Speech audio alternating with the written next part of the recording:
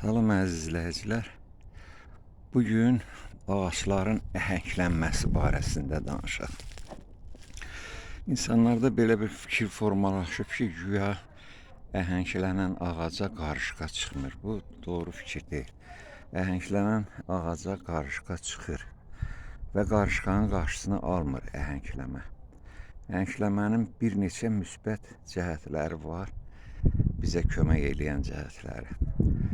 Onun biri qarışqa ilə bağlıdır elə, amma qarışqanın özünün çıxması o qədər də problemli deyil. Xəstəliklər qarışqanın ayağında qalxırlar ağaca. Bax, o əhəngli sahədən keçincə qarışqa onun ayağında qalmır da, qismən də olsa, nə qədər də olsa qarşısını alır. Ağacın ayağında o yoluxdurucu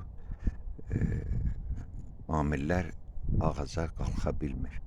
Bu qarışqa ilə bağlı əhəngin faydası budur. Əhəng elə bir mühitdir ki, orada hər hansı mikroskopik göbələk xəstəliyi ya başqa xəstəliklər arta bilmir, yayıla bilmir, hətta onlara çoxuna öldürücü təsir eləyir əhəng. Bax, əhəngin faydalarından biri budur, xəstəliklərin yayılmasının qarşısını alır. Xəstəlik yayıcıları kimi qarışqalar iştirak edirlər bu prosesdə. Tək qarışqalar deyil, uçan həşəratlar da, tozlanma zamanı uçan həşəratlar da müəyyən problem yaradırlar, xəstəliyi yayırlar. Bu bir. İkincisi, qışlama dövrünü ziyanverici həşəratların süfrələri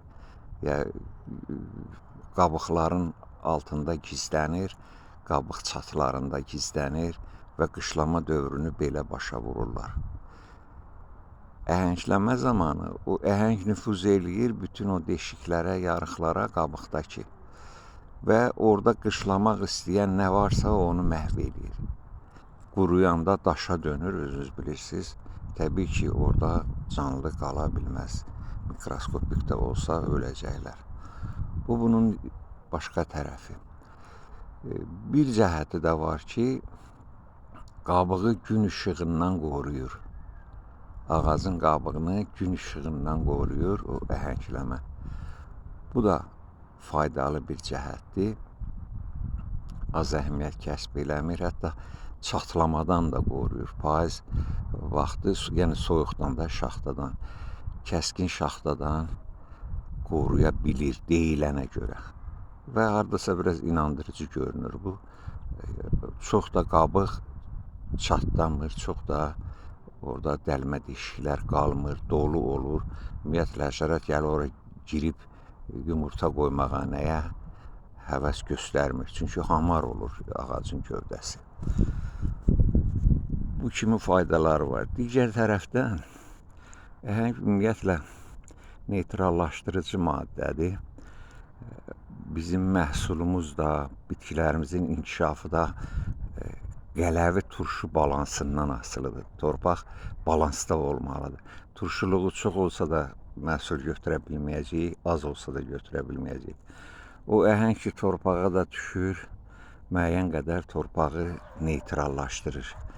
Qələvi turşu balansını normaya salır. Bunun bu kimi faydaları var.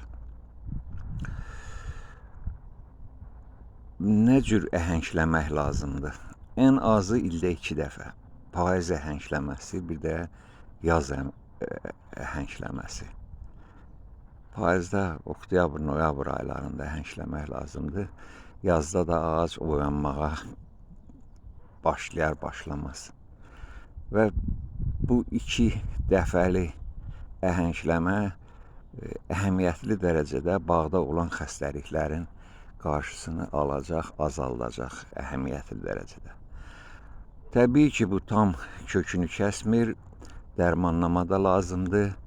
Tutaq ki, bardos məhlulu ilə, mən daha çox sevdiyim dərman budur. Bardos məhlulu ilə, çiləmə üsulu ilə ağaçları çiləyirsiniz. O da ziyanvericilərin məhvinə xidmət eləyir və yayılmağa qoymur.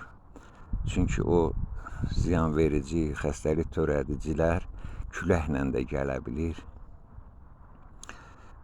Tək gövdədən qalxmır, küləklə də gələ bilir. Ona görə o dərmannama da vacibdir. Dərmannama da 2 dəfə aparılmalıdır. Payızda və yazda. Digər dərmanlar da var. Onu da apteklərdə satılır, bağçılıq apteklərində. Əhəngin özü də satılır, bağçılıq apteklərində. Vedrənin içində yarım hazır vəziyyətdə alıb gətirib qarışdırırsınız və vurursunuz ağaca. Həmin satılan hazır məhlullarda göy daşda olur, yəni mis kuparosu. Göy rəngə çalır həmin maddə. Ağacı da rəngləyirsiniz, indi belə ağ yox, yumşaq göy rəngə çalan bir rəngdə olur. Və o misin özü ümumiyyətlə, mis kuparosunun özü ziyanvericilərlə mübarizə ilə birlikdə həm də qidadır ağac üçün. Ağacın özünün xəstəliklərlə mübarizəsinə yardımçı bir elementdir. Misdir və dəmirdir. Dəmir kuparosu ya mis kuparosu, dəmir pası deyirlər də ona. Bu da müəyyən qədər köməkdir. Vacibdir ki, əgər payız eləməyibsə, heç olmasa eləməyibsinizsə, yazda heç olmasa vurun bu əhəngləməni və məsləhətdir ki, o aptekdə hazırlanandan alıb vurasınız. Çünki o bir dəfə zəhmət çəkirsiniz, daha effektlidir. Ya özünüz əhəng hazırlayanda içinə bir damcı mis kuparosu, yəni göydaş əlavə eləyə bilərsiniz. Azacıq göyümsü rəngə çalsın deyə, çalana qədər belə bir şey. Amma bilirsiniz, mis kuparosu biraz zərəri də var, artıq vurmaq doğru da deyil və özünüzü də əlinizi, gözünüzü qoruyun. Düşməsin, yəni ziyan verə bilər. Məncə bu qədər kifayətdir, çox yormayım sizi. Allah bağınıza bərəkət versin. Sağ olun, sağlıqla qalın. Hərdən bir əgər fayda görürsünüzsə mənim bu söhbətlərimdən bir minnətdarlıq yazın da mən də sevinim ki, kiməsə gərək oldum. Onu da xahişimdir sizdən. Bəyənin və fayda gördünüzsə, də demirəm görməsəniz elə belə açınlar, minnətdarlıq yazın. Fayda gördün, kim gördüsə o heç olmasa onlar yazsın yenə, mən də bilim ki, həvəsə gəlim. Sağ olun, Allah qorusun, sağ olun, bağınız bərəkətli olsun.